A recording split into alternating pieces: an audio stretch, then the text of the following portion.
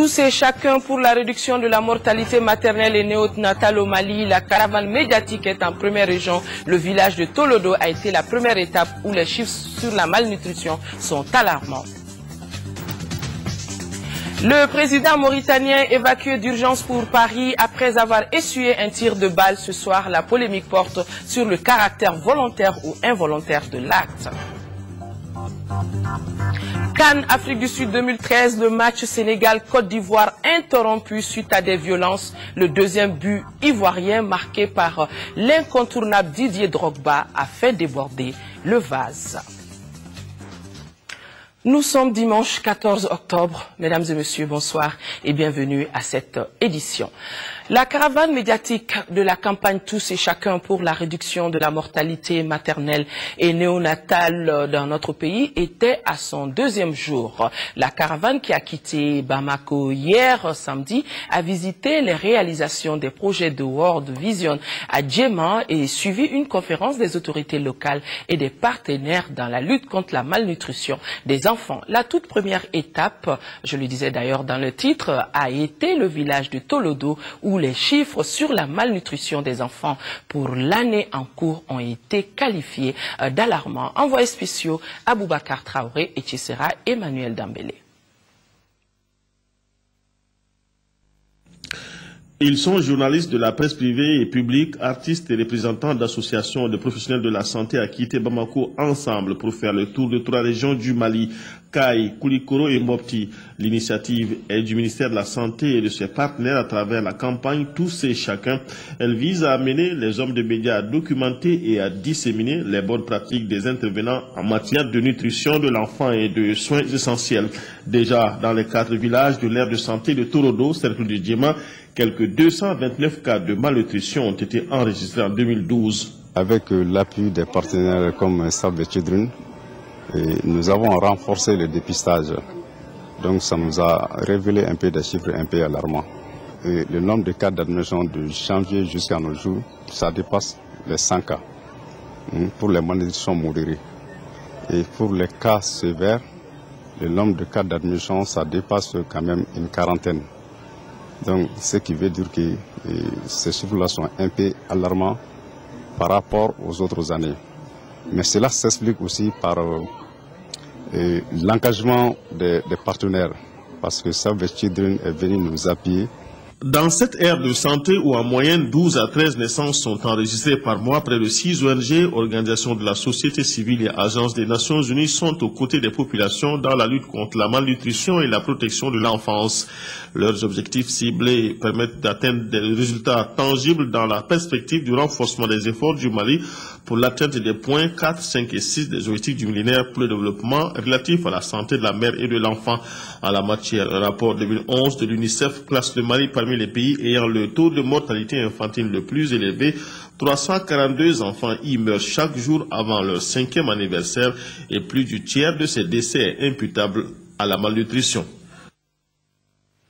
Pour la recherche de la paix, les personnes âgées des confessions religieuses de Sikasso ont organisé une séance de prière. C'était au stade municipal de Sikasso. À travers lecture de Coran et de la Bible, les religieux ont imploré Dieu le Tout-Puissant pour que notre pays retrouve la paix. Envoyés spéciaux à Sikasso, Daouda Sidiki Diarra et Aruna Diarra. À l'unisson, musulmans, catholiques et protestants de Sikasso se sont retrouvés pour prier afin que la paix revienne au nord de notre pays. Je m'apprête de participer à un espace de ce genre et ça me va droit au cœur. J'apprécie et j'encourage des échanges de ce genre, que les religions se retrouvent ensemble, prier pour le pays. Je crois que c'est une bonne chose. C'est ça que nous cherchons, le dialogue entre les religions. C'est compte tenu du contexte même que nous vivons dans le pays. Chaque fois que des événements de ce genre arrivent, c'est tout à fait normal que les personnes âgées, compte tenu de leur expérience, s'impliquent davantage pour nous confier au bon Dieu. Organisée par les personnes âgées de toutes les confessions religieuses du Kénédougou, cette séance de prière a renforcé la communion, l'entente, la cohésion sociale entre les croyants. Je vois l'unité dans laquelle la prière a été faite. Ce qui se passe au nord aujourd'hui, je pense que c'est quelque chose qui marque toute la population du Mali. J'apprécie beaucoup cette rencontre parce que ici, concernant le but de rassemblement même, parce que ça concerne la paix. Alors que tout bon musulman a besoin de la paix. Et ce pays aussi a besoin de la paix. On a toujours dit que le Mali est un pays laïque. Nous nous sommes retrouvés aujourd'hui, toute obédience confondue. Musulmans, chrétiens, protestants, pour nous adresser au Seigneur, pour qu'il puisse apporter la paix dans notre pays, pour qu'il puisse nous aider à sortir de la situation dans laquelle nous sommes. Donc je ne peux que joindre ma voix aux uns aux autres. D'abord remercier le bon Dieu de m'avoir donné l'occasion de participer à cela, mais également aussi implorer le Seigneur Tout-Puissant pour que toutes ces prières qui ont eu lieu aujourd'hui puissent être exaucées. Une minute de silence a été observée en la mémoire de tous ceux qui sont tombés sous les balles des terroristes islamistes dans le nord du pays. Autre lieu de prière ici à Bamako, journée de prière spéciale pour la solidarité plus agissante en faveur des personnes démunies, des orphelins et pour une sortie de crise. C'était ce matin à l'église évangélique protestante de Bamako-Koura, à Fademba Keita. C'est à travers chants et cantiques que les fidèles chrétiens de l'église évangélique protestante ont imploré Dieu en faveur de tous les Maliens, notamment des personnes qui vivent dans la détresse. Ils ont aussi invité les uns et les autres à imiter le Seigneur Jésus pour que nos libertés fondamentales soient rétablies et afin que le Tout-Puissant donne l'intelligence et la sagesse nécessaires aux autorités pour trouver une solution définitive à la crise que traverse le Mali. Nous avons parlé des aveugles, nous avons parlé des muets, nous avons parlé des veuves, des orphelins, des personnes âgées, etc. Voilà des personnes de la société qui ont la même valeur que tout le monde et qui ne doivent pas être négligées, qui ne doivent pas être mis de côté. Donc nous prions, nous faisons des bénédictions pour eux. Les représentants du ministère de l'Action humanitaire, très émus, estiment que cette prière collective devra renforcer la solidarité entre tous les Maliens. Nous vivons dans une période où l'ensemble du peuple malien est meurtri dans sa chair. C'est pourquoi, pour ce mois de solidarité et de la lutte contre l'exclusion, nous avons privilégié un thème, solidarité et paix, pour un Mali uni et indivisible. À ce titre, nous avons organisé des moments de prière pour notre pays, appeler le Seigneur pour qu'il sauve le Mali. Ces voix qui s'élèvent en appel à l'union des forces vives de la nation, à l'entraide et aux gestes qui sauvent. Un monument resplendissant au centre-ville de Bamako, son historique est ignoré par bon nombre de personnes. Il s'agit de la cathédrale de Bamako. Elle existe depuis plus de 7 décennies. Au-delà de son style architectural byzantin, la cathédrale est aujourd'hui une école pour la jeune génération. Les ministres en charge de la culture et celui des affaires religieuses et du culte ont visité ce matin cet édifice religieux. Cette visite fait suite au projet de décret adopté par le Conseil des ministres dernier qui classe la cathédrale patrimoine culturel national. Un reportage Mohamed Jara.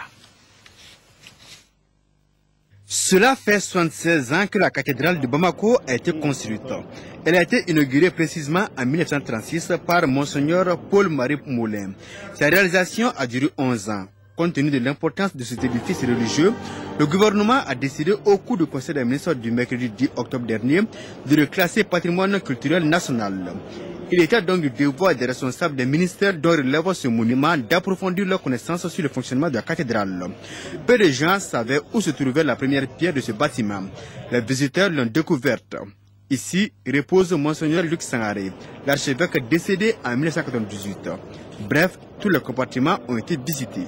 Si un lieu est classé patrimoine culturel national, cela veut dire qu'il devient une propriété nationale en congestion avec les propriétaires de ce lieu. Aujourd'hui, c'est la communauté catholique du Mali.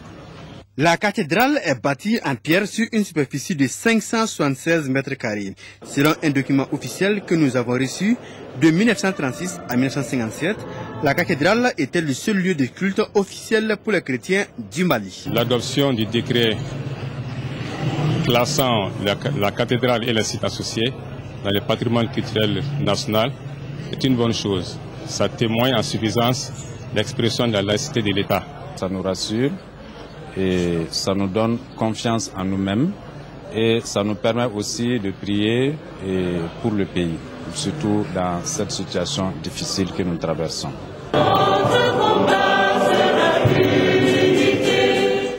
La délégation a visité aussi l'annexe de la cathédrale.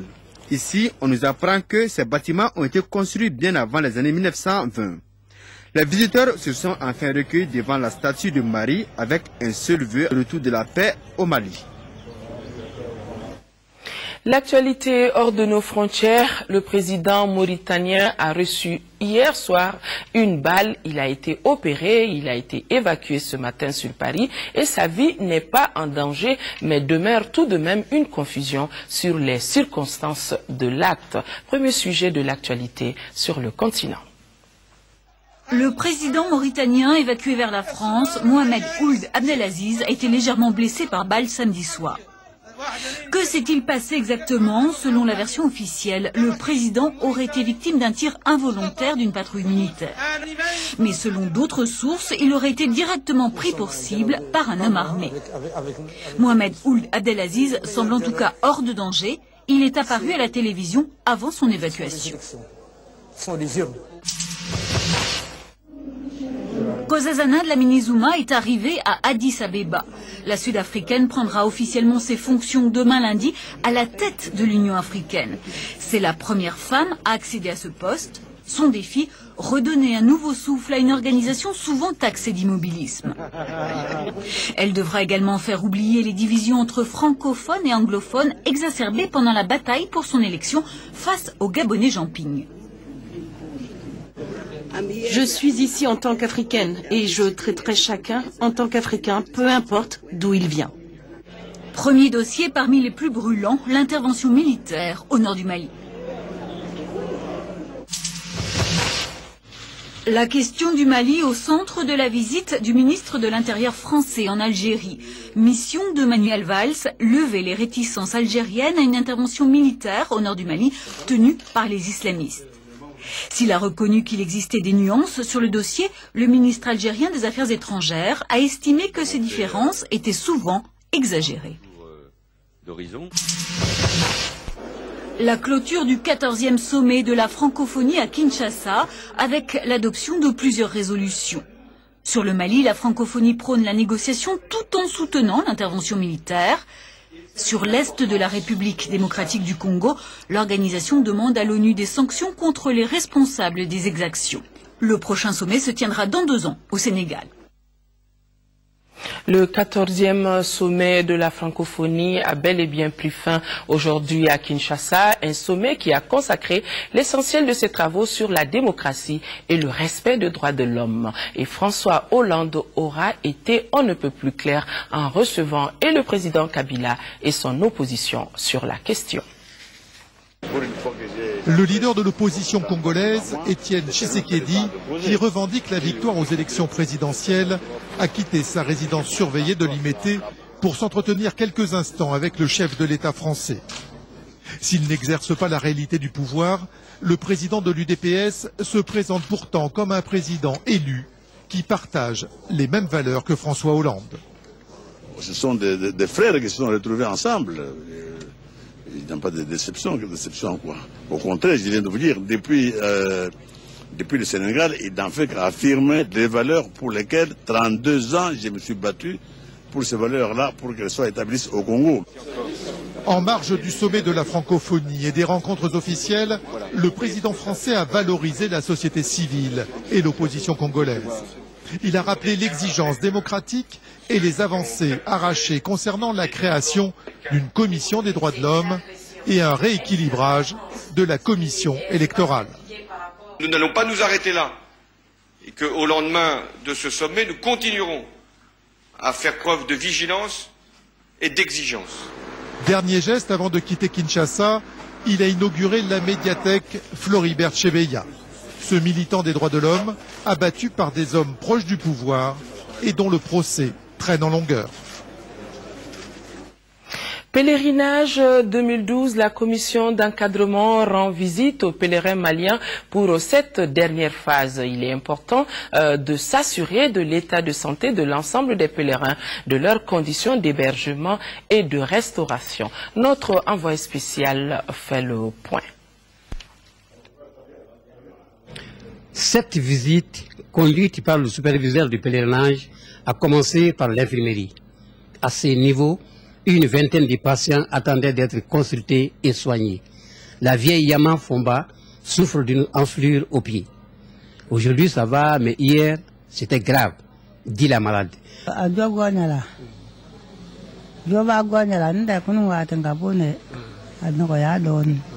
Dans l'ensemble, les pèlerins se portent bien. À la date d'aujourd'hui, sur les 1243 pèlerins, nous pouvons dire que nos pèlerins se portent en bonne santé.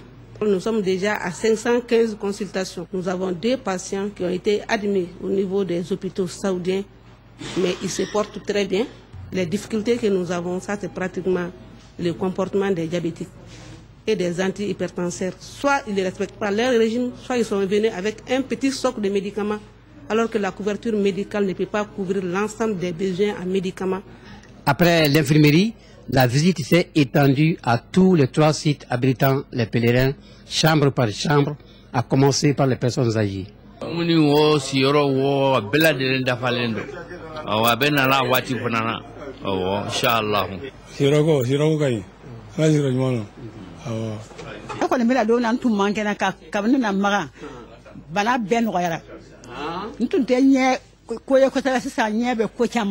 Après le tour complet des sites, le constat. Le sentiment général, c'est vraiment qu'ils ont trouvé que les bâtiments sont d'un standing très élevé. Et ces bâtiments sont situés non loin de la Kaaba, ce qui leur permet d'effectuer leurs prières de façon normale. Et au point de vue restauration aussi, je crois qu'il n'y a pas de plainte à la matière. Donc nous sommes largement satisfaits et nous allons continuer à veiller sur les conditions d'hygiène, les conditions de salubrité autour des bâtiments et à l'intérieur. Les conditions de séjour des pèlerins de la filière gouvernementale s'améliorent progressivement. Et on l'espère pour le reste du séjour sur les lieux saints de l'islam. C'est demain, 15 octobre 2012, que notre pays célébrera la 17e édition de la Journée internationale des femmes rurales. Une journée qui sera l'occasion pour les femmes rurales de s'exprimer, de s'informer et de se former malgré la crise que traverse le pays. Madame Alwata Ishata Sahi, ministre de la Famille, de la Promotion de la Femme et de l'Enfant, est au micro de Fatoumata Kone. La Journée internationale des femmes rurales coïncide avec une situation de crise sécuritaire très grave au Mali, qui compromet tous les acquis dans le domaine de l'autonomisation des femmes rurales et du renforcement de la sécurité alimentaire dans le septentrion du nord de notre pays. En décidant cette année de mettre l'accent sur le changement climatique et la paix, nous souhaitons montrer à toutes et à tous la contribution combien importante des femmes rurales au développement durable et à la stabilité sociale. Pour reprendre les paroles du secrétaire général de l'ONU, M. Ban Ki-moon, je cite: le monde a progressivement pris conscience du rôle vital joué par les femmes dans la consolidation de la paix. Alors que nous approchons de l'échéance de 2015 pour la réalisation des objectifs du millénaire pour le développement, l'heure est venue de consacrer davantage d'efforts aux femmes rurales, de protéger leurs droits et d'améliorer leurs conditions. Fin de citation. Dans un pays comme le nôtre, à faible indice de développement humain, où les femmes rurales constituent plus de 78% des femmes actives, les effets induits par les changements climatiques rendent de plus en plus difficiles les conditions de production des aliments. Il est important pour nous tous de donner davantage la parole aux femmes rurales pour la définition de nos politiques et stratégies de développement durable et de consolidation de la paix. Autre célébration, 15 octobre, journée mondiale sur le lavage des mains au savon. Le Mali, à l'instar de la communauté internationale, va célébrer cette édition 2012 sous le signe de l'intégration des pratiques d'hygiène à grand impact. Les maladies diarrhéiques constituent la 3e cause de consultation au niveau des structures de santé après le paludisme et les infections respiratoires aiguës. À cette occasion, Zoumana Makadji, c'est le ministre de la Santé qui a un message. Il est au micro de Garibou Perrault. Chers compatriotes, le Mali, à l'instar de la communauté internationale, célèbre demain 15 octobre l'édition 2012 de la Journée mondiale sur le lavage des mains au savon. Cette année, notre pays traverse une situation difficile avec la propagation de l'épidémie de choléra dans le septentrion sous occupation. Cette journée sera placée sous le signe de l'intégration des pratiques d'hygiène à grand impact. Les mains constituent des vecteurs dans la transmission des maladies diarrhéiques et des infections respiratoires du fait qu'elles sont facilement contaminées par nos activités de tous les jours. Au Mali, les maladies diarrhéiques, toutes causes confondues, constituent toujours la 3e cause de consultation au niveau des structures de santé après le paludisme et les infections respiratoires aiguës. La 4e enquête démographique et de santé effectuée au Mali en 2006 a révélé que ce sont les enfants de 6 à 11 mois et de 12 à 23 mois qui sont les plus touchés, avec des prévalences de 23 et 27% respectivement. Les recherches les plus récentes menées au niveau international ont démontré que le lavage des mains au savon contribue à hauteur de 45% à la réduction des cas de diarrhée. Les pratiques d'hygiène à grand impact pour la réduction des maladies diarrhéiques sauvent des vies. C'est la raison pour laquelle j'invite les élus communaux, les scolaires, les responsables des ONG et des associations, mais aussi la population malienne tout entière à promouvoir ces pratiques si simples mais très bénéfiques pour la santé.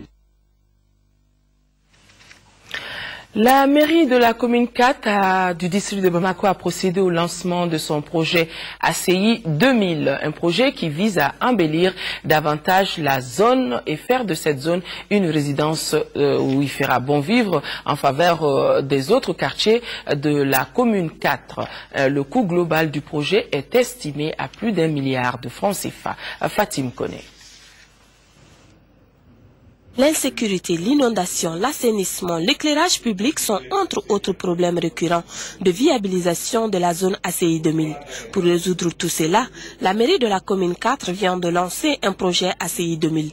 Le dit projet est un programme communal qui permet d'une part de faire de l'ACI 2000 une zone de résidence conviviale et d'autre part une résidence de solidarité envers les autres quartiers de la commune 4. Le projet se fonde sur un certain nombre de priorités de sécurité, d'éclairage public et d'inondation dans la CI pour un coût global de 1,740 milliard. Nous avons souhaité que les habitants de la CI, qui sont un peu plus favorisés que les autres dans notre commune, puissent contribuer sous toutes les formes possibles. Pour mener à bien ce projet, la mairie de la commune 4 propose une stratégie de requête. En organisant cette activité pour informer et sensibiliser, convaincre les exploitants de la CI que c'est un bon projet, les associer dans la mise en œuvre. Je pense que si on obtient l'engagement des 200 entreprises qu'on a identifiées, je suis persuadé que nous allons y arriver. Au cours de la cérémonie de lancement, les habitants de la commune ont signalé leur inquiétude par rapport à certains points. Il s'agit de la situation, les responsabilités, les méthodes de travail, les fonds que l'ACI 2000 allouait à la mairie, entre autres. Le maire n'a pas manqué de donner des réponses à ces préoccupations des habitants de la commune. Le document concernant le projet ACI 2000 sera soumis à l'appréciation du conseil communal avant exécution. Fatim Koné, seule l'élection confère une légitimité populaire à une autorité. L'Alliance des générations démocratiques du Mali, AGDM, qui le soutient, veut la poursuite du processus de préparation de futures consultations électorales. L'AGDM rejette toute idée de négociation avec le MNLA. L'Alliance vient d'animer une conférence de presse pour proposer l'élaboration d'un chronogramme d'action sur le reste de la période de transition. Les débats étaient principalement animés par Draman Diarra, qui est magistrat aussi, président de l'AGDM. Un compte-rendu signé de Moïse Traoré. Le processus des élections générales et la libération des régions occupées sont deux missions complémentaires. L'Alliance des générations démocratiques du Mali, AGDM, rappelle que seul le choix du peuple confère légitimité populaire à une autorité. Les élections dans les camps de déplacés étaient envisagées par le régime précédent après la prise des premières localités du Nord. Autre argument avancé par les conférenciers, les examens du DF ont pu se faire en délocalisation. Par ailleurs, l'AGDM rejette toute idée de négociation avec le MNLA. Le mouvement défait veut seulement s'inviter au débat. La CEDEAO n'a pas les moyens nécessaires, c'est pourquoi la CEDEAO s'est adressée à la communauté internationale. Aujourd'hui, c'est toute la communauté internationale qui est mobilisée autour du Mali, à travers l'ONU. Et les moyens vont suivre, mais la mise en œuvre de la résolution des Nations Unies, ce n'est pas une question d'heure ou de jour. Parce qu'il y a des accords à signer avec les parties prenantes. Une cinquantaine de journalistes ont pris part aux échanges d'environ 90 minutes. Créée le 15 septembre 2012, l'Alliance entend développer une stratégie de regroupement de tous les démocrates du Mali, anti et pro 22 mars. La première rencontre trimestrielle du mandat 2012-2013 du district 403A1 de Lions Club s'est tenue hier dans notre capitale. Au menu de la rencontre, le bilan des activités et les perspectives. Prennent part à cette importante rencontre de Bamako les représentants de 9 pays. Il faut noter que le Lions Club assure presque entièrement la formation des ophtalmologues et l'équipement de l'UOTA de Bamako. Tchemouko Konate. Cette rencontre trimestrielle qui regroupe les représentants des pays membres du district 403A1 de Lions Club est une étape importante dans l'exécution des tâches dévolues à l'organisation. Il s'agit pour les participants de faire le bilan de l'exercice écoulé et de dégager les perspectives. Selon le gouverneur du district, Lions Club a mené des actions humanitaires dans diverses localités du pays en faveur des couches démunies. L'organisation internationale intervient dans plusieurs domaines tels l'éducation et la santé à travers la réalisation d'infrastructures et la prise en charge de certaines pathologies. Des pathologies comme le trachome, l'onchocercose, la drépanocytose et la cataracte. Depuis une quinzaine d'années, nous finançons l'IOTA, l'Institut d'ophtalmologie tropicale. Nous finançons la formation des médecins ophtalmologistes, spécialistes en ophtalmologie. Nous avons financé des infirmiers spécialisés en ophtalmologie, les techniciens d'unité, et nous avons équipé l'IOTA et construit aussi le centre de formation. À ces actions s'ajoute le reboisement comme pour contribuer à la lutte contre la déforestation, la désertification et la sécheresse. Après la conférence, les Lions se sont donné rendez-vous au Grand Hôtel de Bamako pour un dîner gala. Poignée de main, accolade, sourire, tout ceci au rythme de la musique.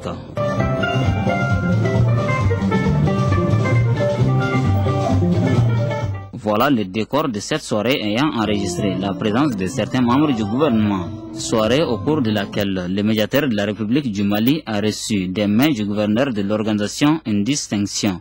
Ce dernier a été élevé au grade du mérite Lion. M. Sissoko, grand commis de l'État du Mali, les Lions du Mali, ont eu à plusieurs reprises à recourir à ces services pour les aider à résoudre des problèmes insurmontables. Lorsque on vous honore, ce jour-là, vous n'avez rien à dire. J'ai décidé de ne pas prononcer d'allocution. Et c'est pourquoi je vous dis simplement merci. Il est à noter que le district 403A1 de Lions Club couvre 9 pays dans la sous-région, dont le Mali. Nkunkan, c'est le nom du projet d'appui à la jeunesse qui vient d'être lancé hier samedi en 3 mois. Les initiatrices du projet Association Open Mali et l'ONG Diakonia veulent insuffler une nouvelle dynamique à la jeunesse malienne. Nous suivons ce reportage de Mamourou Sidibé. Ce nouveau projet initié en faveur des jeunes a été lancé sous la dénomination Nkunkan. Il s'agit d'un projet d'appui à la promotion des droits des jeunes au Mali. Il a une durée de 3 ans. C'est pourquoi il va immédiatement faire face au renforcement des capacités des organisations des jeunes à travers le Mali afin de leur procurer de meilleures conditions de vie. Chers jeunes, l'heure n'est plus aux discussions stériles sur votre rôle et votre place dans l'éducation du pays. Il est plus qu'important que les jeunes jouent leur partition, et cela à tous les niveaux, car nous vous rappelons que les jeunes constituent 60% de la population malienne, d'où l'impérieuse nécessité de les responsabiliser et de les former. Le projet qui sera entièrement exécuté par les jeunes se chiffre à près de 15,5 millions de francs CFA. Les droits des jeunes sont une problématique complexe, importante, mais également indispensable pour une nation démocratique. L'association Open Mali, par ma voix, s'engage ici à honorer les termes du contrat passé avec Diakonia. Nous nous engageons à faire en sorte que ce projet soit un succès total. La responsabilisation citoyenne des jeunes, un des objectifs du projet, a bien retenu l'attention du ministre. Ce projet est l'initiative de l'association Open Mali et l'ONG internationale Diakonia. À présent, nous vous proposons le reste de l'actualité nationale sous forme de brève, et cette actualité a été dominée par des remises de dons de l'association des juristes maliennes à Mopti, l'ONG Enda Mali, la société d'essence Total Mali et l'inauguration d'un centre islamique ici à Bamako, plus précisément à Korofina Nord. Voyons ces brèves avec Garibou Pérou.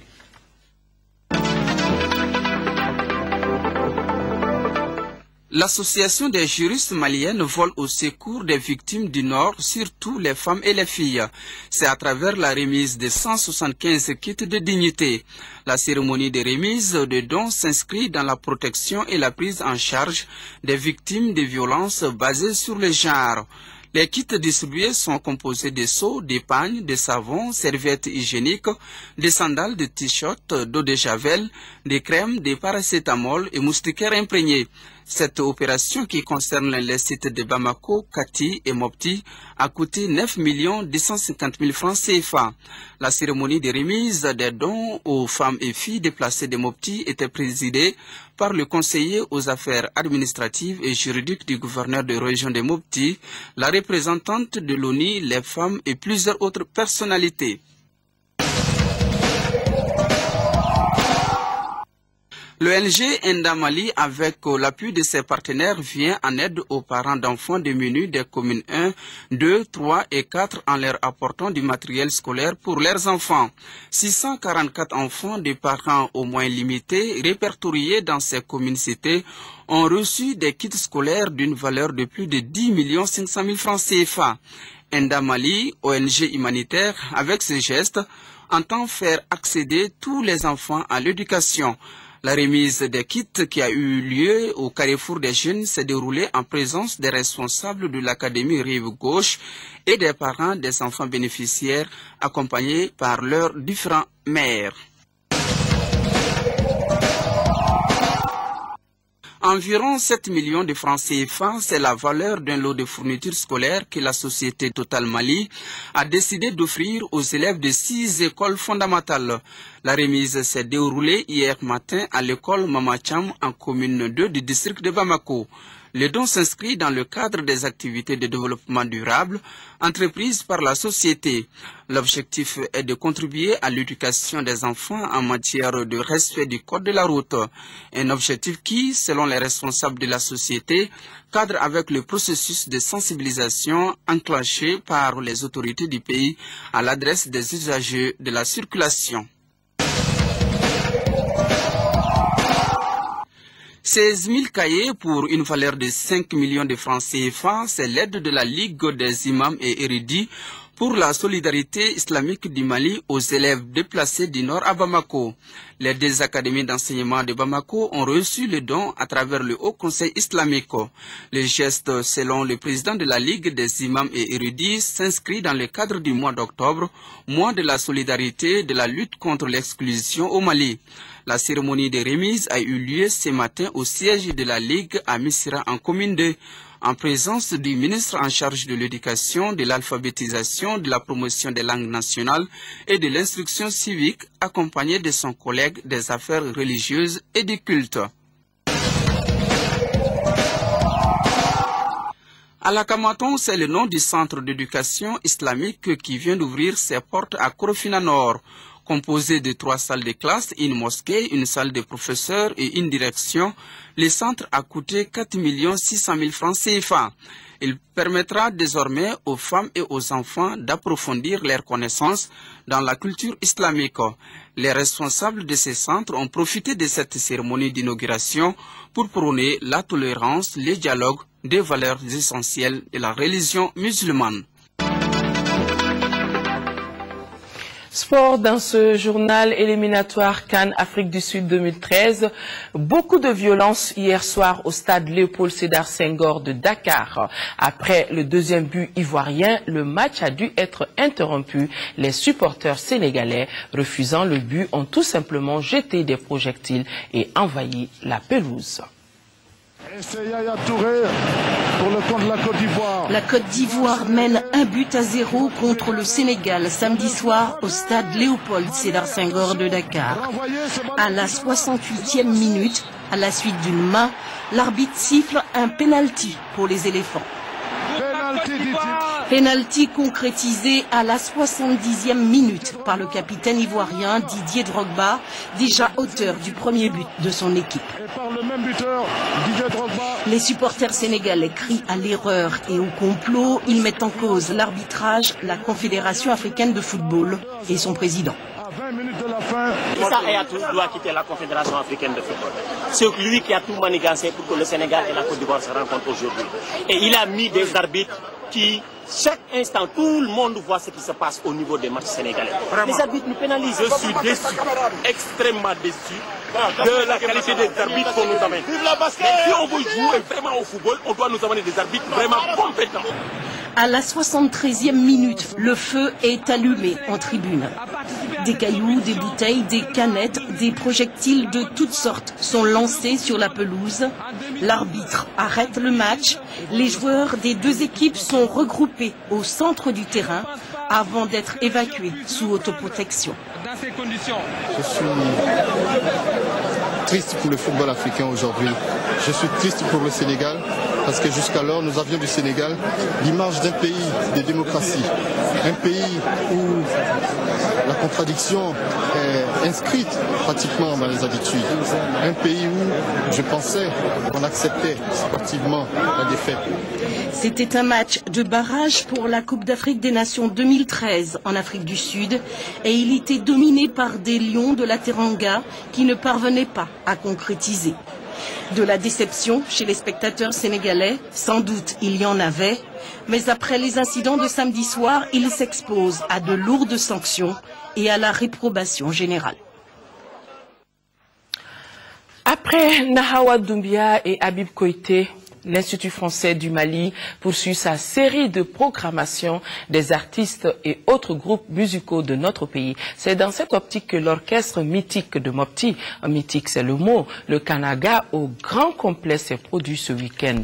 Une soirée dense, musicalement riche en couleurs aussi, un répertoire inédit offert au public par une dizaine de musiciens, ce qui reste du légendaire Kanaga de Mopti. Le film de ce concert suivi par Modibo Soirée. Ce concert du Kanaga de Mopti boucle ainsi une semaine consacrée à la musique malienne à l'Institut français du Mali. Un événement marqué par le lancement du livre du français Florent Mazzolini sur la musique moderne et traditionnelle de notre pays. En 2010, on était venu ici avec Logil pour un concert. Ça a plu au directeur et comme cela, il nous a fait appel pour venir organiser dans le cadre de leur semaine culturelle.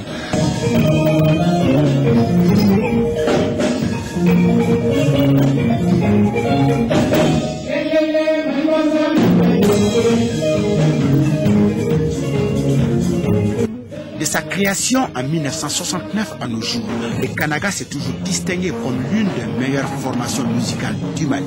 Ce spectacle était donc l'occasion pour le groupe de faire revivre ses exploits à la jeune génération et surtout de réunir les ténors de cette formation mythique. Les nostalgiques avaient demandé à ce qu'on joue un ancien morceau du Kanaga et ce qui nous a amené à appeler Coco Dambélé pour jouer le morceau Gambari.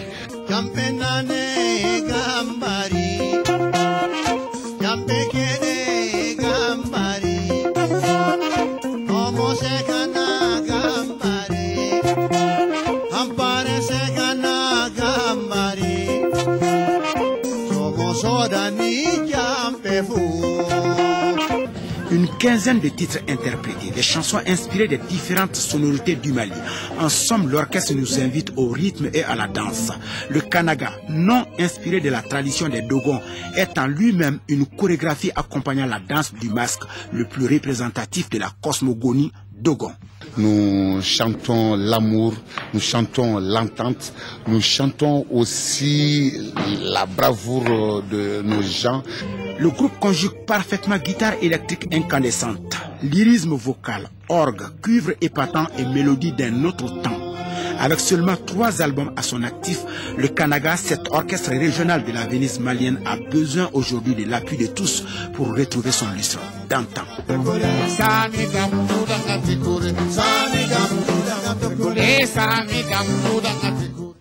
De très belles mélodies et aussi de beaucoup de souvenirs, et on ne cessera de répéter que le Mali restera riche et fier de son patrimoine artistique et culturel.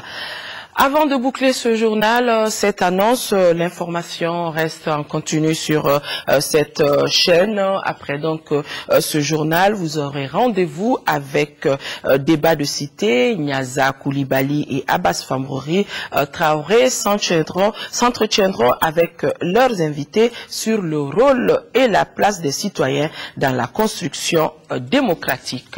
Avant Débat de Cité, on est dimanche, l'émission de Amadou Sangaré, le Mali 1 et indivisible, viendra donc avant l'émission Débat de Cité. Demain, 10h, 13h, Aïssata Ibrahima Meiga, et à 20h, Ndei Sissoko prendra le relais. Et d'ici là, en ce mois de solidarité, nos pensées vont à nos compatriotes des régions du nord du Mali vivant sous occupation. Restons de cœur, mais surtout d'action avec eux. On ne les oublie pas. Excellente semaine à tous. Au revoir.